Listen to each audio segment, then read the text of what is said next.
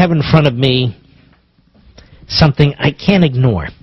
I want to ignore it, but I can't ignore it. I can't ignore it because it's all over the place. I guess I need to discuss it. And over the weekend, actually yesterday, Sunday, I put a short post on my social sites. I hope you keep track of it over the weekend, because I get, from time to time, really into certain things. There was an interview of former Vice President Dick Cheney by ABC News. And as anyone who listens to this show knows, I am a huge fan of Dick Cheney. I refer to him as the greatest vice president in modern American history. I believe that's true. But then he said something, and I thought to myself, why do you have to say something like that? Why do you have to make a gratuitous comment like that? Not only is it inaccurate from my perspective and the perspective of tens of millions of others, but what's the point? Mark, what are you talking about? Well, I'm talking about this. Take a listen to this. Listen carefully. Listen to the question. Let's do it. Cut 7, go. It was easy to get on the big list. The tough part is the small list, the one that's really under active consideration. And the test to get on that small list has to be, is this person capable of being President of the United States? And that's usually a very, very short list. What about the other considerations? Can you bring a state? Can you, for Vice President, reach out to a specific demographic, woman, Hispanic? Those are important issues, but they should never be allowed to override that first proposition. And I think that was one of the problems McCain had. I like Governor Palin. I've met her, I know her. She's an attractive candidate, but based on her background, she'd only been governor for about 2 years. I don't think she passed that test. Being ready to take over. And I think that was a mistake. Now, Liz Cheney, I think, realizing the damage that was done there to the former vice president, quickly tweeted, "Rarely do I disagree with the best VP ever, but Sarah Palin was more qualified than Obama and Biden combined. Huge respect for all she's done for GOP." But that said, we hear this too often, this mocking, these attacks. And I want to step back and look at this for a minute. What is it exactly that qualifies somebody to be Vice President of the United States? Or for that matter, President of the United States? Do you have to have been a politician? I say no. Do you have to have been a governor? I mean, that was the test they kept saying, well, you can't have a senator or a congressman. We kept hearing that. So you have to be a governor? Okay. How long do you have to be a governor? More than 20 months, apparently. Oh, so Chris Christie is not qualified to be vice president, right, Mr. Producer? And yet his name is flopped around all the time. Now, being a governor requires an ability to be a chief executive of a state, to work with a legislature, to work through a court system and so forth, but it's not the end-all and be-all. Let's see. Was Abraham Lincoln a governor? No. Was Abraham Lincoln a senator? No. Was Abraham Lincoln a congressman? Yes, for about as long as Obama was a senator. Mark, are you comparing any modern-day politician to Abraham Lincoln? I am comparing the preposterous argument that seems to set in place a requirement that we pick candidates for our highest office who are part of the ruling class. And I reject it. Absolutely reject it. There are many people in this country and in our history who I would have liked to have seen as vice presidents or presidents, but never served in public office. And some who would have liked to have seen as vice president and president. This is a phony construct. Now, as for Sarah Palin herself, I don't know of anybody who's conducted herself more as a statesman, or stateswoman, if you will, since 2008. I don't know of anybody who's done more work to promote the conservative constitutional cause. Anybody. And been more successful at it. She and only a handful of others, like DeMint and so forth, show up in these primaries to try and get Reagan constitutional conservatives nominated. I don't see all the Bush guys doing this. I see the contrary. I see them very timid when it comes to us, we, the base of the Republican Party. I saw in some interview with Karl Rove, it was a long puff piece, he's very hostile toward the Tea Party.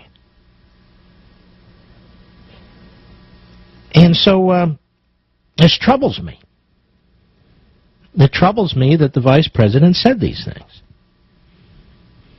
Now, the fact of the matter is, if you're like me, you voted for the McCain-Palin ticket because you were voting for Palin. Not so much McCain. Now, there are people who don't support her. That's perfectly fine. But to continue this effort to degrade her and her family and diminish them is unacceptable. It's unacceptable to me. You know what's interesting? I can only think of a handful of people in the last 10 years who've been more important going forward to save this country. A handful of people, not more important, as important. She'd be one of them. And then there are a handful of others. I mean, so many of these Republicans are there because they like being called senator or congressman or governor. They're not even going to be a footnote to a footnote in history because they don't move the ball. But there's a handful who are really solid. Palin, Scott Walker, and a few others. And what's interesting is they don't fit into the inside the Beltway social circle because they don't want to. Because it's poisonous. And that's why you get these attacks. She's all the way up there in Alaska. Hell, I've never been to Alaska. But so what?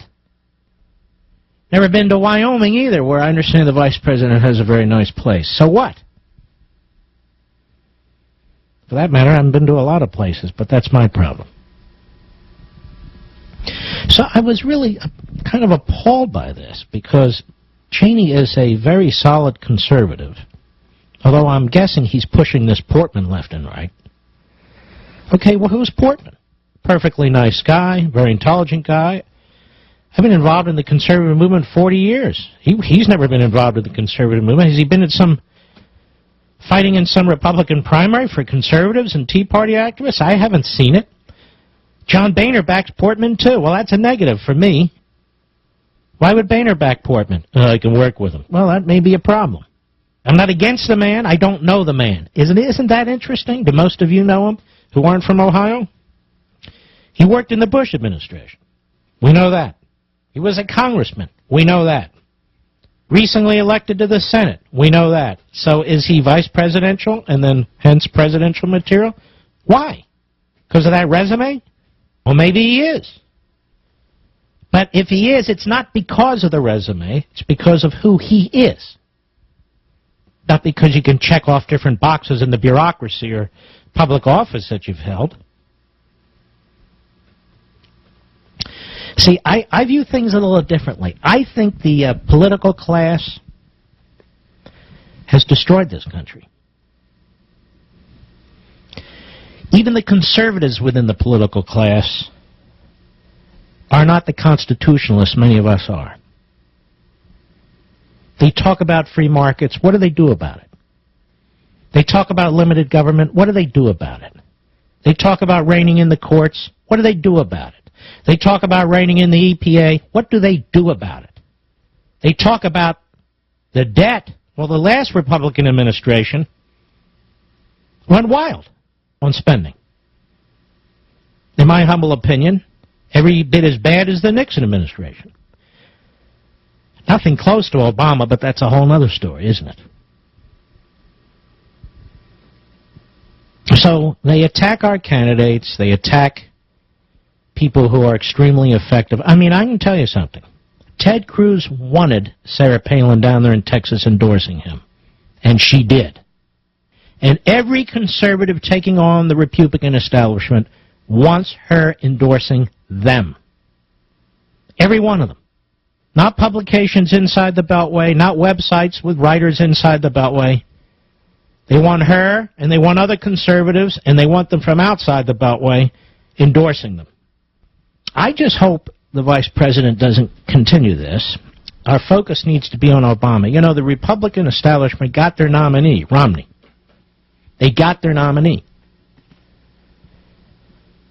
We conservatives will do everything we can to help elect Romney because we must defeat Barack Obama. But we're not going to tolerate these cheap shots endlessly, I can tell them now. We're just not. You know, as somebody who's been through these wars, these political wars, and it's hard for people to realize this today, but those of you who are around do, or will. I remember the effort to diminish Ronald Reagan as a B actor. He was not very bright. He was smart as hell. He'd read more books about philosophy and politics and economics and history than all his opponents combined.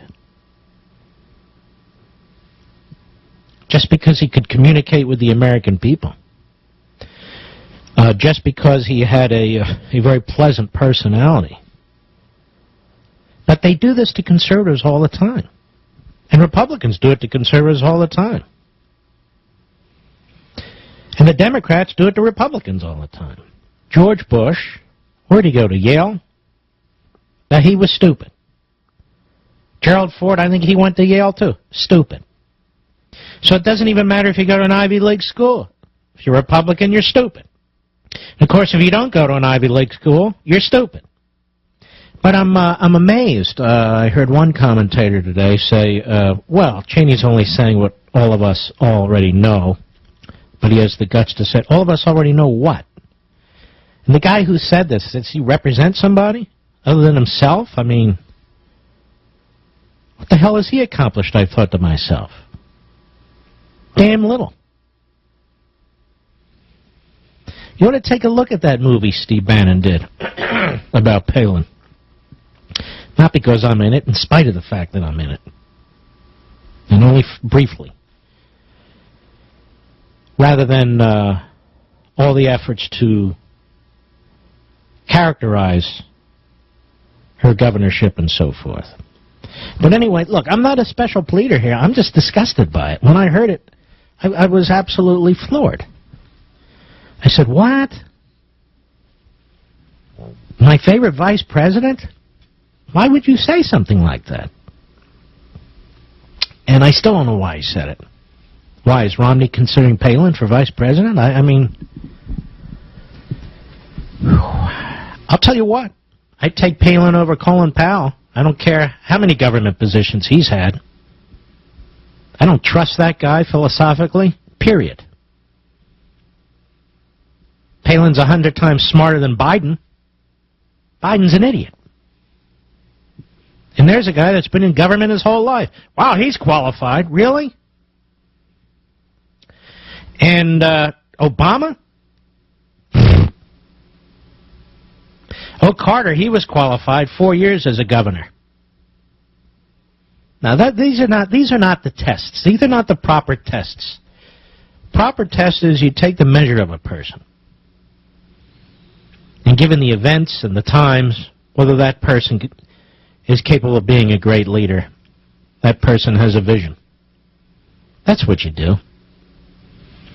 How is it that all the Bush guys are always qualified? Oh, he's qualified. Oh, we got 14th generation of Bushes. Oh, they're all qualified. Or the Kennedys. Oh, they're qualified. Absolutely. Even with their criminal records. Yes, they're qualified. Oh, a Rockefeller right there in the Senate. Oh, he's qualified. Why? Because he is. The Rockefeller. And, of course, we know that Al Franken, he's definitely qualified. I mean, he wrote about his past Coke experience. He was on Saturday Night Live. There's a guy who's qualified. to be in the U.S. Senate. Why? Well, because creeps like him deserve representation, too. So let's not talk about who's qualified based on simply the offices that they've held. Because that's not good enough. We require more. More. And the reason I voted for McCain-Palin was because of Palin. Not even because she'd been governor of Alaska. I could care less. And I even voted for that ticket, despite the fact I think McCain... I won't get into that.